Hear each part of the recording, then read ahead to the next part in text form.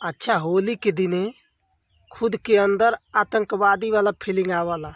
हाँ, जितना यार दोस्त रहल उतने समय जानला कि पुलिस दरोगा और आर्मी के फोर्स बन जाला। जितना जनी पहले होली खेल लेना, अब बाकी जे जे बचल रहला ते कोनो आतंकवादी से कम नहीं रहला।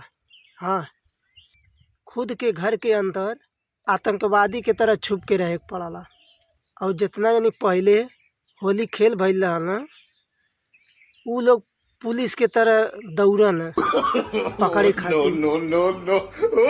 कब कौने के पकड़ लें और के रंग लगा दें, आ रंगवा भन्नाई लगावना, पता नहीं का लगा डालना। पकड़ैले के बाद गोबर माटी कचड़ा ऊपर से कहीं नारी पोखरा मिल गई तो वहू में ढकेल दी।